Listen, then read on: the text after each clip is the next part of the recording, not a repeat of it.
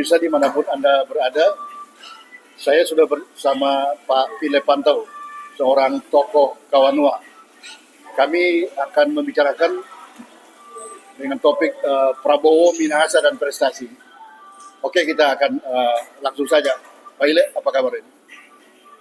Puji Tuhan, sehat, baik. Ya, mungkin Pak Ile bisa menceritakan tentang profil dari Pak Prabowo itu sendiri. Bagaimana ini saat ini?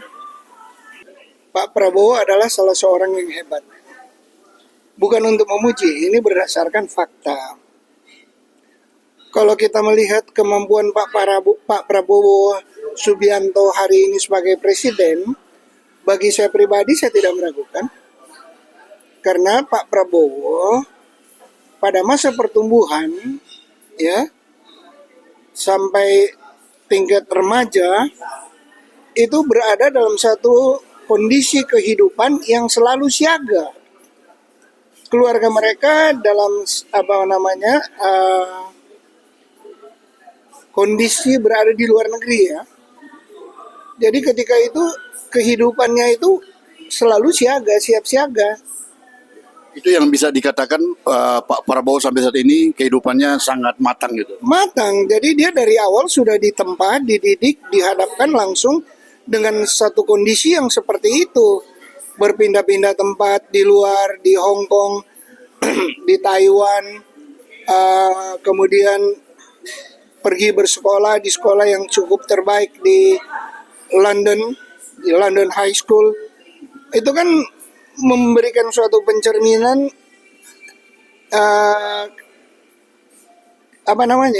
kemapaman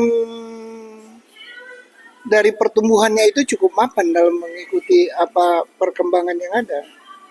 Nah, kemudian kalau mau tanya soal kehebatan Pak Prabowo, kesanggupan Pak Prabowo, saya punya satu kesimpulan tersendiri tentang itu.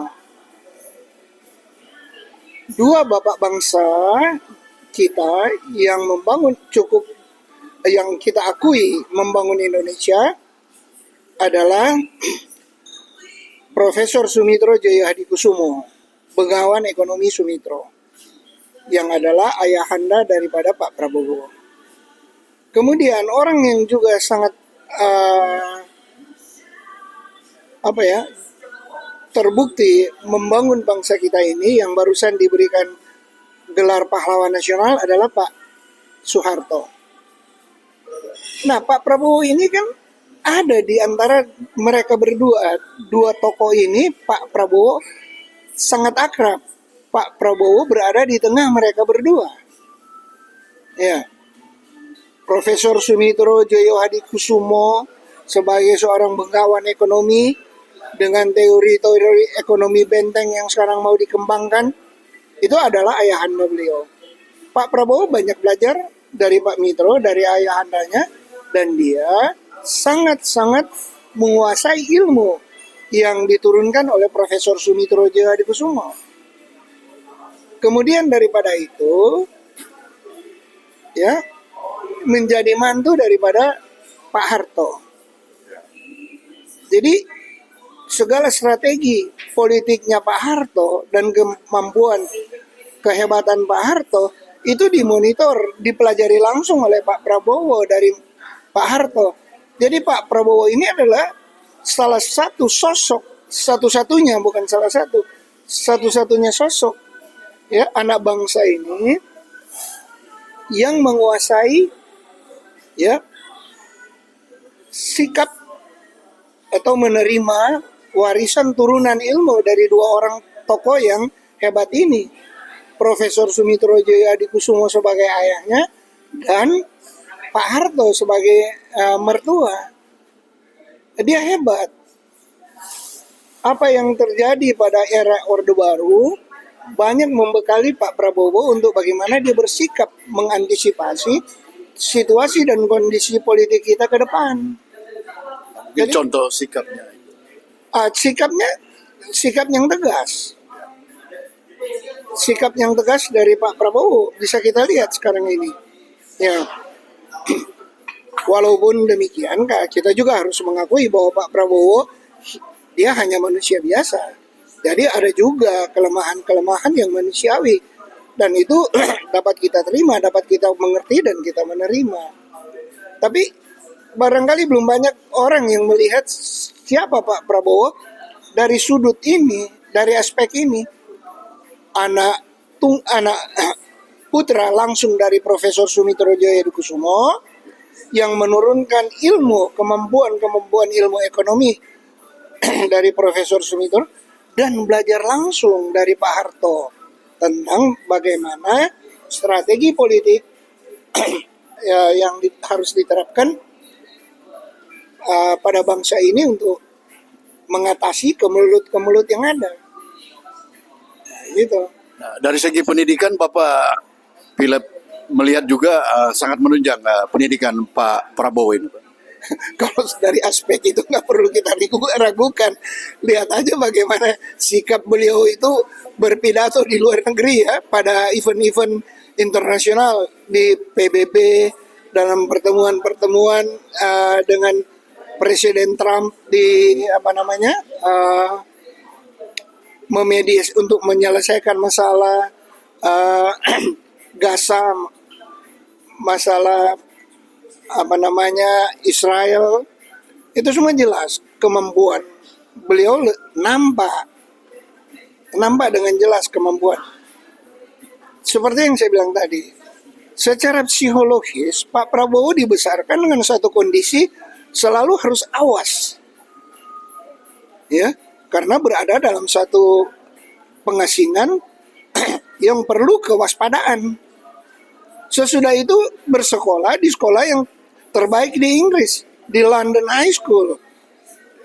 Kemudian daripada itu selesai dari sana, masuk akademi militer. Apa kurangnya?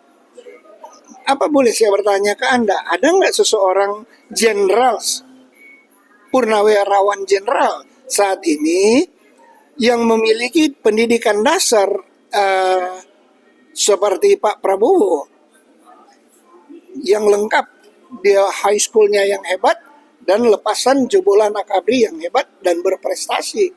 Fakta nggak bisa kita mungkiri, beliau adalah Danjen Kopassus. Ya, itu fakta. Sangat jarang memang ada jenderal yang lain ya, Pak. Saya kira nggak ada, bukan sangat jarang. Satu-satunya yang mempunyai track record seperti itu hanya Pak Prabowo, yang lain-lain tidak ada. Nah, apa yang diharapkan Pak Philip tentang apa yang semua didapatkan oleh Pak Prabowo ini sebagai Presiden Republik Indonesia sekarang ini untuk ke depan? Ya, saya bukan mengharapkan, tapi meyakini beliau sanggup untuk mengatasi masalah yang sedang menjadi kemelut bangsa ini untuk menuju kepada Indonesia emas. Pasti Pak Prabowo sanggup untuk menyelesaikan polemik bangsa ini. Dan apa yang selalu dia sampaikan yang merupakan tekad dia, pasti dia akan bisa laksanakan. Ada sesuatu misalnya yang sedikit rancu bagi saya. Ada yang menganggap negatif tekad Pak Prabowo untuk fight jadi presiden yang ke-8. Oh, waktu sebelum beliau terpilih banyak komentar-komentar negatif. Apa enggak bosan, enggak kapok-kapok? Sudah berapa kali maju sebagai calon wakil presiden, kemudian maju lagi dua kali ya sebagai calon presiden, enggak jadi-jadi masih maju terus. Ada yang berpendapat ini negatif, berbeda dengan saya. Justru saya melihat ini sebagai suatu sikap yang positif dari Pak Prabowo, bahwa dia punya tekad yang keras untuk menggapai apa yang dia cita-citakan. Nah, sekarang dia sudah jadi presiden. Yang dia cita-citakan adalah suatu keberhasilan untuk membawa bangsa ini pada Indonesia emas, bangsa yang makmur. Saya yakin itu pasti beliau bisa capai. Ini kan sudah terbukti. Apa yang dia cita-citakan, dia dapat laksanakan. Ya, bahwasanya harus juga kita pahami bahwa Pak Prabowo hanyalah manusia biasa. He is just only human being. Jadi kalau ada kelemahan-kelemahan manusiawi itu wajar-wajar kok. Kan agama kita mengajarkan nggak ada satu manusia yang sempurna. Bukan hanya agama kita, agama-agama mengajarkan tidak ada suatu individu yang sempurna. Yang sempurna hanya Tuhan. Nah, untuk menuju Indonesia Emas ini 2045, ini kan perlu didukung oleh Kabinet Merah Putih. Nah, Pak Philip melihat bagaimana ini dukungan dari Kabinet Merah Putih? Saya kira kalau soal komposisi kabinet, ya sama di negara manapun seperti itu. Di Indonesia mulai dari zaman Bung Karno, Pak Harto, seterusnya, masalahnya sama. Sulit bagi seorang pemimpin, seorang presiden untuk dapat menyusun kabinetnya secara sempurna, secara sekaligus langsung jadi. Lihat aja zaman Bung Karno, lihat aja dengan era Pak Harto. Selalu ada reshuffle sambil jalan diperbaiki. Nah, itu sama dengan apa yang sedang dilakukan sekarang oleh Pak Prabowo. Sedang mencari the right man on the right place. Pemimpin-pemimpin, para menteri yang punya kemampuan, ya karena kan orang bukan hanya soal dia pintar, ya kepintaran juga itu harus seimbang dengan dia punya kemampuan kepribadian. Jadi kalau sekarang ada ya katakanlah semacam isu bahwa akan ada reshuffle kabinet, saya kira itu wajar-wajar, ya. Karena untuk mencapai tujuan dari Indonesia Emas ini. Begini, kalau soal menyusun pembantu, saya nggak ragu. Pak Prabowo dia komandan militer kok. Dia tahu bagaimana untuk cukup memahami kalau istilah di militer, di Serdadu, ya, bagaimana melangkah melewati garis awal untuk mencapai garis akhir dengan kemenangan. Nah, apa dalam teori militer itu lengkap. Apa yang harus disiapkan, kelemahan apa harus diperbaiki, itu semua dikuasai Pak Prabowo. Nah, jadi bagaimana bisa menyusun pembantu-pembantu, komandan-komandan kompi, batalion, ya, dan unsur-unsur yang lain untuk mencapai kemenangan tadi. Menapakkan kaki di garis akhir dengan kemenangan. Pak Prabowo sangat tahu itu. Karena itu tidak lepas daripada suatu teori militer untuk mencapai kemenangan. Nah, jadi kalau ada reshuffle ya wajar. Oke. Nah, sekarang Pak Prabowo dia kan memiliki garis keturunan Minahasa, Pak Ile. Nah, apa sebenarnya yang diuntungkan untuk orang Minahasa atau suku Minahasa dalam hal ini? Saya pikir peluang kesempatan. Saya sering di dalam beberapa kesempatan berdiskusi santai dengan kawan-kawan, dengan para junior. Saya tuh bilang, bagaimana kita orang Minahasa saat ini sepinter-pinternya dengan saudara kita di Gorontalo. Orang-orang Gorontalo. Gorontalo hari ini menjadi hebat karena mereka ketika itu dapat menggunakan momentum Presiden Habibie, Pak Habibie sebagai presiden. Awal ketika itu kan waktu Pak Habibie jadi presiden, Gorontalo mau dikembangkan masih belum memenuhi banyak persyaratan. Jumlah daerah tingkat 2, lembaga pendidikan tinggi, banyak kekurangan jumlah penduduk. Tapi ketika itu orang-orang Gorontalo, saudara-saudara kita di Gorontalo begitu canggih. Mereka lobby, fight. Sehingga Pak Habibie bilang, oke deh, kasih aja mereka memekarkan diri jadi provinsi. Kekurangan-kekurangan nanti dilengkapi kemudian. Nah, momentum inilah yang harus kita gunakan pada saat sekarang. Bagaimana dengan Pak Prabowo sebagai presiden, kita perjuangkan apa-apa yang bisa kita minta untuk Pak Prabowo bantu kita pengembangan Sulawesi Utara. Ya, jangan hanya sebatas eh, memperbaiki Danau Tondano dan lain-lain seperti itu. Marilah kita bersama ya berdiskusi mencari hal apa yang sangat penting. Sekarang kan banyak organisasi, ada K3, ada PMR, ada organisasi Minahasa ini, Minahasa itu. Ya, jangan bersaing yang negatif. Duduk semeja, kita rumuskan suatu strategi. Apa kira-kira yang dapat kita minta? Kita rumuskan untuk dapat kita minta dari Pak Prabowo supaya kita dapat memajukan Sulawesi Utara. Untuk Yang Minahasa.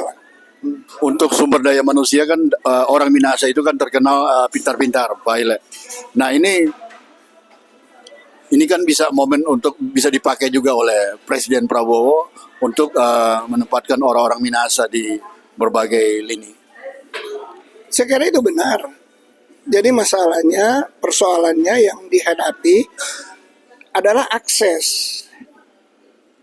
Jadi ini dikembalikan lagi kepada organisasi-organisasi yang sedang tumbuh bagaikan jamur di musim hujan. Marilah kita bersatu, membuat satu konsep, kemudian kita mampu untuk tampil ke Pak Prabowo. Pak, si A ini dia hebat, dia begini, dia pantas Pak untuk menduduki suatu posisi pada kabinet dirjen atau apa pada bidang-bidang ini. Ya itu kita fight. Ya. Jadi bisa dikatakan organisasi Kawanua, ormas yang ada saat ini K3, PMR dan lain-lain, TOU Kawanua, ini bisa bersatu untuk harus bersatu. Jangan ada PMR yang mau bersaing dengan K3 yang hanya membuat perpecahan bagi kita orang-orang Minahasa. Seharusnya muncul ini ya membuat kita bersatu dan kita dapat mencapai sesuatu, punya potensi, punya nilai tambah. Satu contoh saya bandingkan dengan masalah organisasi Permesta. Saya sebagai ketua majelis keluarga besar Permesta, ada yang bertanya, bagaimana sikap Anda dengan munculnya banyak organisasi-organisasi Permesta yang ada? Itu positif, saya bilang. Sangat positif. Begitu juga dengan munculnya organisasi-organisasi keminahasaan. Itu sangat positif. Persoalannya pada program apa yang mau dikembangkan. Sama yang di Permesta, silakan. Konstitusi negara kita tidak melarang orang untuk berserikat dan berorganisasi, bersatu untuk menyampaikan pendapat. Nggak ada larangan.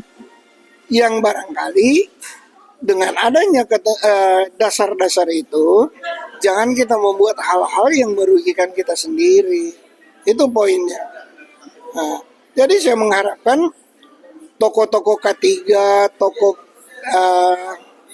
PMR, ada juga yang dibikin oleh Pak Weli, Raung, ya, dan mereka melibatkan saya juga bersama Pak Ayub, Yunus. Mari kita duduk semeja, kita punya program apa, dan mari kita perjuangkan program-program itu. Aji mumpung ada seorang presiden yang punya keterkaitan dengan kita, yang selalu mengaku saya berdarah Minahasa juga. Jadi seperti yang dibilang tadi, tampilnya Pak Habibie sebagai presiden, ya Pak Habibie juga sama kan, Jawa Gorontalo, dapat menguntungkan Gorontalo, provinsi Gorontalo. Lihatlah Gorontalo hari ini, kita Sulawesi Utara sudah mulai ketinggalan dari Gorontalo. Ya, nah bagaimana kita juga memanfaatkan ini dengan adanya Pak Prabowo, kita bisa bersatu membuat suatu rencana program yang besar dan menggolkan itu melalui Presiden Prabowo. Jadi ada pembagian tugas untuk organisasi Minahasa yang ada saat ini untuk menggarap program-program pemerintahan yang ada saat ini. Benar, saya kira seperti Anda bilang tadi, kemampuan kita putra-putra Indonesia asal Minahasa itu sangat-sangat mumpuni. Jadi salah kalau kita membuat organisasi untuk kita mau sok mengajar mereka. Itu keliru. Justru kita berorganisasi untuk banyak belajar dari mereka. Mereka-mereka. Nah, jadi seyogyanya saya himbau kepada tokoh-tokoh organisasi ini, jangan sok bilang mau mengajar ke bawah. Kita mau belajar dari bawah, apa dari kalian kita belajar, sehingga kita bisa mendapatkan konsep-konsep yang mumpuni untuk membangun bangsa ini dengan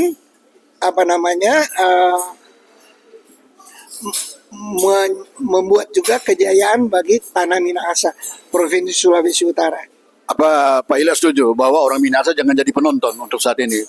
Karena kebetulan Pak Presiden Prabowo kan memiliki garis keturunan Minahasa, jadi harus membantu mengisi pembangunan di berbagai bidang. Saya kira kalau soal itu, prinsip itu tidak perlu Pak Prabowo Presiden kan? Siapa saja yang presiden kita harus bertindak seperti itu. Tapi kembali yang saya bilang tadi, mumpung ada Pak Prabowo, nah marilah itu lebih membuka peluang yang lebih besar bagi kita untuk melakukan yang Anda sampaikan tadi. Jangan lupa, ingat aja, dari mana bumi dipijak, disitulah langit kita junjung.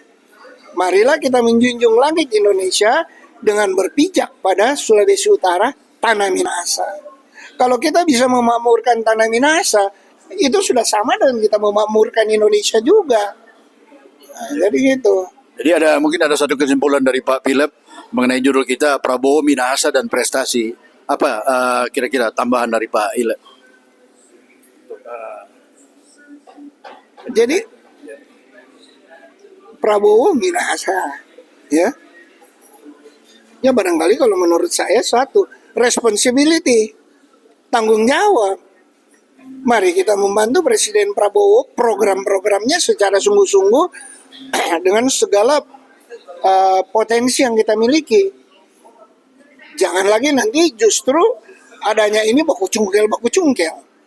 Nah, itu yang negatif. Yang perlu ya kita melihat peluang ini ya kita bela, kita sama-sama perjuangkan konsep-konsep Pak Prabowo. Jadi sebenarnya kita juga tidak mendukung Pak Prabowo ansih kan, bukan pribadinya. Kita juga mendukung pribadinya, tapi implementasi dukungan itu pada konsep-konsep pembangunan Pak Prabowo. Itu yang harus kita tunjang. Bukan cuma sekedar puji-puji, hebat presiden orang Minahasa. Tapi kita sendiri tidak berbuat sesuatu untuk menunjang beliau, konsep-konsep beliau. Oke, terima kasih Pak Ilya sudah bersama dengan kami dalam topik Prabowo, Minahasa dan Prestasi. Kita akan berjumpa di lain kesempatan dengan topik yang lain. Terima kasih. Terima kasih. Salam untuk semua.